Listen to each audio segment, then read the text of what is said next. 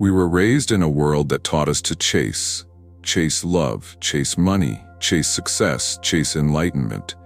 It's all somewhere out there, on the other side of effort, hustle, achievement, or someone else's approval. This conditioning runs deep. It shows up in our morning routines, in our relationships, in the anxiety that hums beneath even our proudest moments. Yet no one tells us, everything we seek is already within, waiting patiently for our permission. The modern world applauds the visible, tangible results, goals met, trophies earned. But what if the most powerful field of creation, the one that determines whether you receive or repel what you desire, can't be seen with the eyes? What if it's not out there but in here? The inner field is not just a poetic phrase. It's a living, breathing, electromagnetic landscape woven from your thoughts, feelings, beliefs, and subconscious expectations. You are broadcasting something all the time. You are informing the quantum soup of potential every time you choose fear over faith or presence over worry. But we've been trained to think the outside world holds the power. It doesn't. It only reflects it. This realization lands like a whisper at first, quiet, almost ignorable. But if you let it in, if you pause and feel its truth, your world begins to tremble in a beautiful way. Not because the world is falling apart, but because the illusion is. Consider the metaphor of a mirror. We wouldn't try to change our reflection by wiping the mirror over and over. Yet that's exactly what we do when we fixate on changing circumstances without shifting our internal state. We scrub the glass, curse the image, grow desperate. And still, nothing really changes. Why? Because the reflection follows the source, not the other way around. This is where your power lives, in the invisible field behind your eyes, beneath your skin, between your thoughts. It is not some abstract idea. It is the birthplace of every outcome you will ever encounter. And until you wake up to it, you'll keep running in circles, always trying, always chasing, never arriving. What if you stopped chasing for just a moment? What if you allowed yourself to rest, not in defeat, but in profound realization? What if you believed, even briefly, that you are not broken or behind, but simply unaware of your own generator of reality? Ask yourself, where in your life are you still chasing something you don't believe you truly deserve? That's where your transformation begins, not in more doing, but in deeper being. And this being isn't passive. It's fiercely creative. It's where the quantum possibility begins to take form. Not because you demanded it, but because you finally aligned with it. To step into the inner field is to turn inward, not in escape, but in command. You are not here to react endlessly to what life throws at you. You are here to create in stillness what the world will one day call a miracle. It may sound lofty, but what if it's just the most forgotten truth of all? Let's imagine for a moment that everything in your life is a radio station. Each possibility, abundance, love, freedom, illness, chaos, is a frequency on the dial. You don't invent these stations, you simply tune into them. The inner field is your tuner. And your beliefs are the hand that turns the dial. Quantum physics has long since left behind the clockwork universe of Newton. It speaks instead of superpositions, entanglement, and wave function collapse. These may sound like complex concepts, but they whisper something deeply intimate, that reality doesn't fully exist until it is observed. And more importantly, that how you observe it determines what you get. Your attention, and more precisely the emotional energy behind that attention, collapses potential into matter. You don't just live in the world, you shape it with your gaze.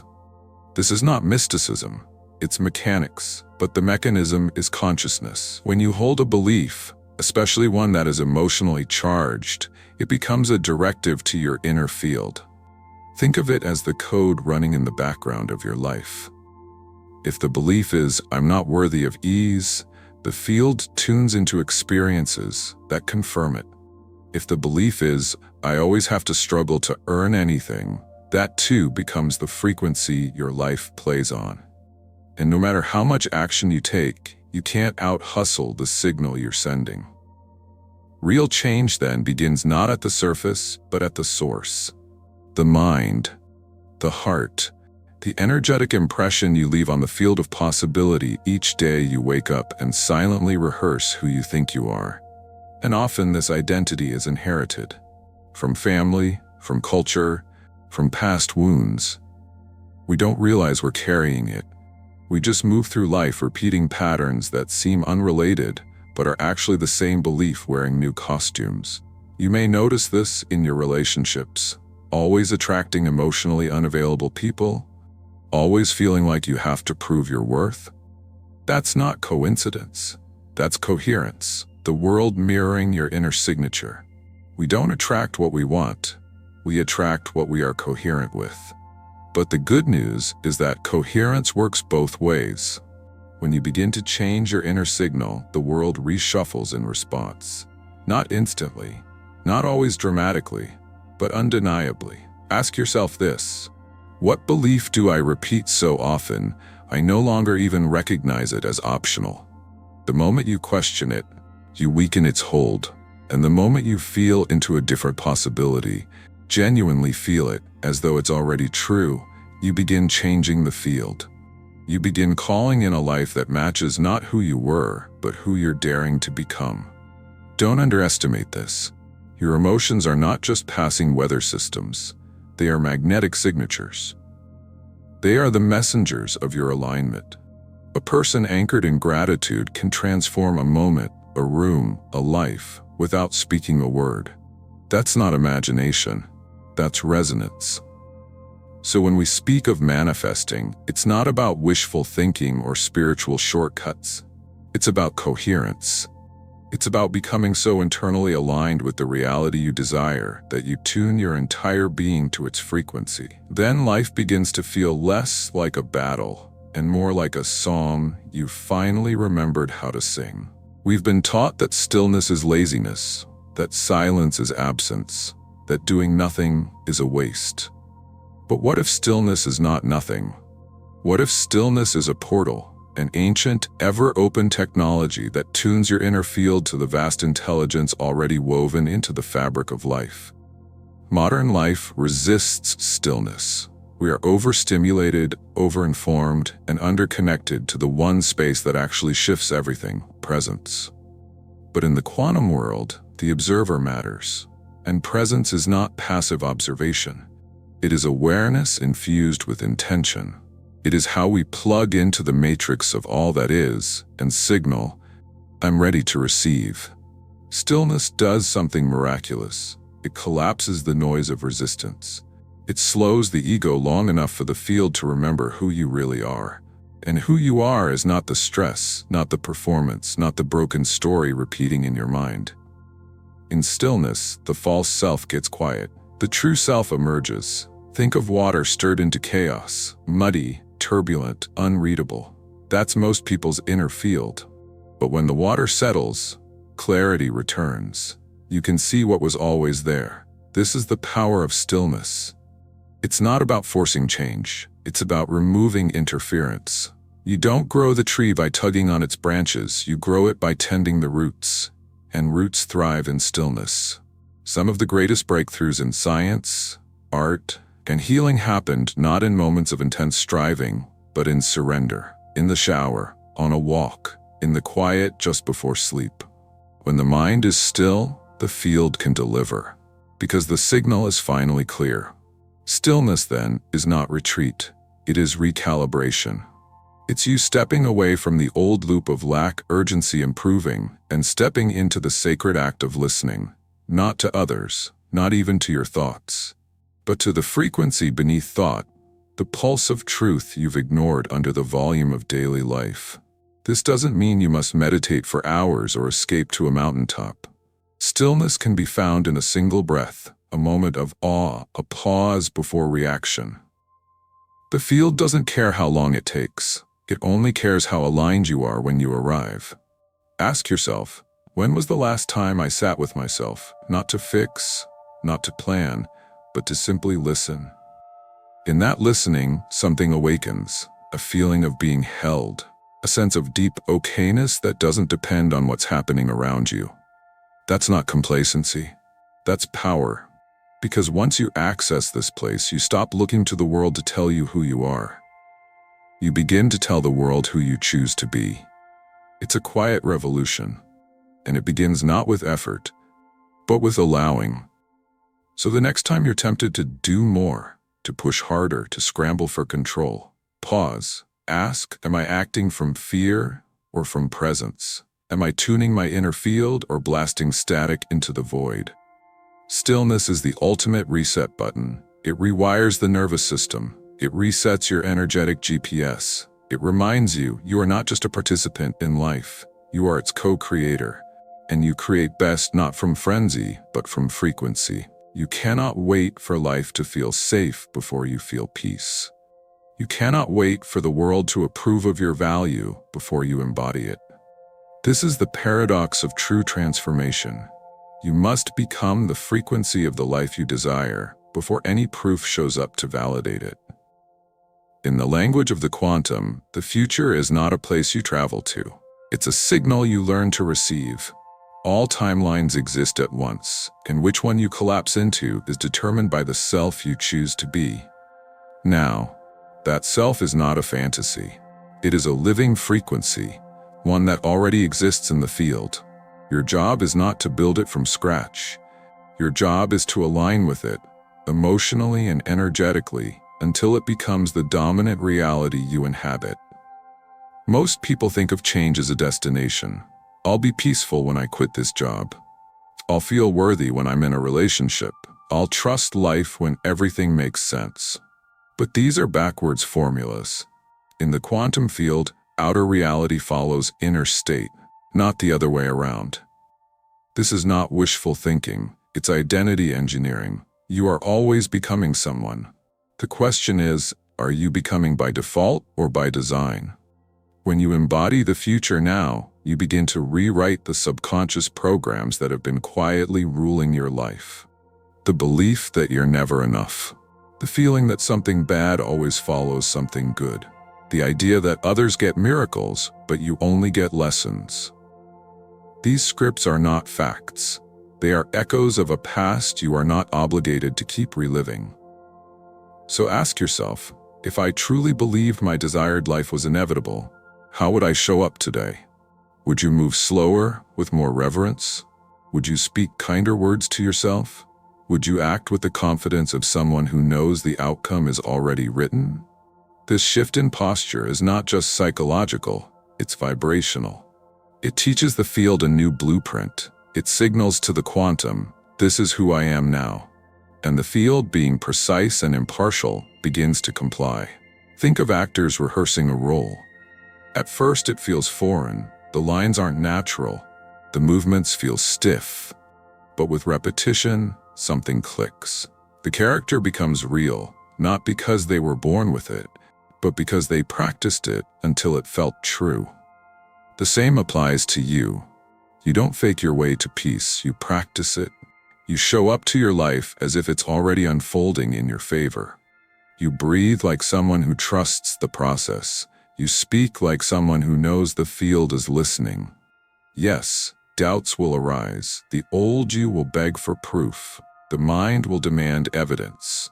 But remember, the inner field responds not to doubt, but to decision. Not to fear, but to frequency. And the more consistently you inhabit the energy of your desired self, the more the world bends to meet you there. This is not about pretending everything is perfect.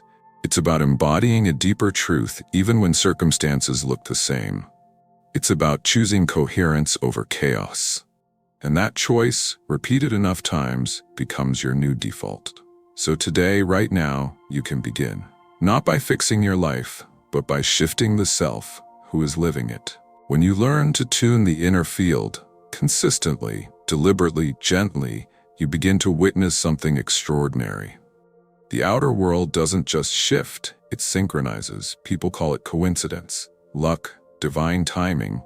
But in truth, it's coherence in action. It's the echo of your inner frequency returning home. Manifestation is not magic. It's physics dressed in mystery. And like any true technology, it only works when the user understands the interface. Your interface is your inner world, your breath, your emotions, your focus, your self-talk. Each is a dial. Each adjusts your signal. Together, they form a symphony. When out of tune, you experience resistance. But when they harmonize, life begins to feel like flow. This doesn't mean challenges disappear. It means your relationship to them transforms. You no longer see setbacks as signs of failure, but as feedback. You interpret delays not as denials, but as redirections. Your energy becomes too clear, too stable, too rooted in truth to be shaken by temporary appearances. You begin to play with life, not fight it. You learn to pause before reacting, to feel before speaking, to choose before chasing. Because you know, the inner field is always listening. Not to your words, but to your alignment. Ask yourself, what would my life look like if I trusted that the field was working in my favor, even when I see no evidence? That's the threshold. The point where most turn back, because trusting without proof feels vulnerable. It feels unnatural. But it's the exact point where reality begins to bend. Coherence is not built in one meditation. It's built in the small sacred decisions of each day. To notice your thoughts and shift them gently. To breathe deeper in traffic. To thank your body in the mirror. To speak a kind word instead of a cruel one. These are not minor, they are magnetic. They recalibrate your entire signal. And from there, the field takes over. The most powerful people are not the loudest. They are the most internally attuned. Their energy speaks before they enter a room. They don't need to chase respect or love or opportunity. They attract it. Not because they demand it, but because they embody it. You can become one of them. You can become the kind of person who no longer asks, "How do I make this happen?" but instead whispers, "How can I align with what is already trying to find me?" That is the secret. The treasure is never missing. It is waiting in a frequency you haven't yet tuned to. Not because you're unworthy, but because you were taught to look outside for what only ever lived within. You don't need to fix yourself. You don't need to hustle for your wholeness. You are not a problem to be solved. You are a field to be tuned. And once tuned, the music plays. And it sounds like grace. It sounds like home. You've now journeyed through the unseen architecture of creation, the inner field, where quantum potential waits not for permission, but for coherence. And now the invitation is simple. Stop waiting. Stop waiting to feel ready, worthy, certain, or perfect. You already are what life is asking for. The work is not to add more, but to remove the noise, the story, the static, to return again and again to that quiet place within that knows. From there, everything begins to reorganize. Not overnight, not always in the ways your ego expects, but always in the direction of your deepest resonance. Because the field is not fair, it is exact. It mirrors not what you want, but what you are. So ask yourself today, not what do I need to do, but what do I choose to become? Let that question guide you into stillness, into awareness, into trust. You are not here to chase life. You are here to tune into it. If this message stirred something within you, take a moment to share your reflections in the comments. And if you'd like more content like this, subscribe, follow, or simply return when your heart needs a reminder of its own power. You're not behind. You're just beginning.